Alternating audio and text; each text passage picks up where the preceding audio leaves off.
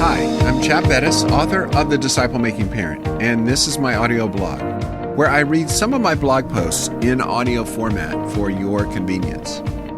Well, in today's episode, we're going to be thinking about funerals, grieving, and discipleship.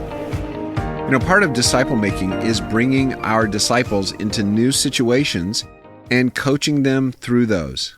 We see this strategy in the life of Jesus. He brought his disciples with him as he went out to minister. Recently, I had an occasion to hear a godly woman who received her PhD on the subject of how the church can help those who are newly widowed. This subject became personal for her when she became a widow in the midst of writing her thesis. Her burden is for the church to care for widows in appropriate ways. In her presentation, she made a number of excellent suggestions for the church. But I found myself asking, how does this fit into a family discipleship model? And how does this give us a chance to equip and encourage our children? Several simple thoughts came to mind. Number one, make sure you're developing intergenerational relationships within the church. Hopefully, your church has structured things so that young families will rub shoulders with the older generations. At the very least, if you sit in the same place at worship, connect and, adopt, quote-unquote, adopt a few families that sit close to you.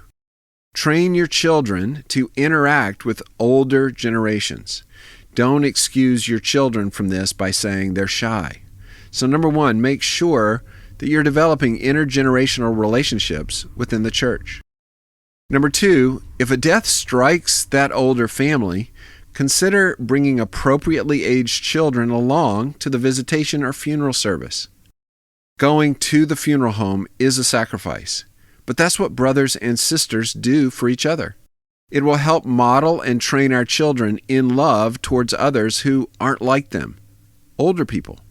It will be one small step out of their self-centeredness, and it will give us a chance to talk about death and heaven. Of course, this assumes that your children's behavior will be a blessing to those around them. Sharon and I did not feel compelled to bring our children all the time, but there were several occasions when we felt it was appropriate for them to go and pay their respects. So number two, if a death strikes that older family, consider bringing appropriately aged children along to the visitation or funeral service. And number three, after the death, ask yourself how your family can minister to the widow in a sensitive manner. Depending on the age of your children, it might be appropriate to offer to do some household chores, or even just visit. As this woman instructed us, don't say, "Call me if you need anything."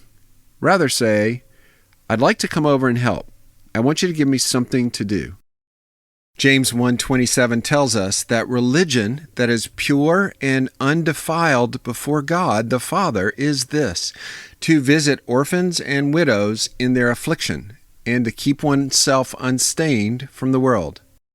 When we are looking after the widow and teaching our children to do the same, we are pleasing the Lord. I'm not suggesting we become busybodies taking on all the problems of the world. But over the course of our family life, we can and should be able to identify a few older people that we can minister to. They will be the richer for it, and we and our children will be richer for it. And more importantly, God will be glorified in a church where love across the generations is on display. Well, thank you for listening to the Disciple Making Parent audio blog. This post is an expansion on the material found in my book, The Disciple Making Parent. It's the premier book on family discipleship and has been endorsed by Al Mohler, Tim Challies, and others. You can find more information at thedisciplemakingparent.com. Thanks for listening.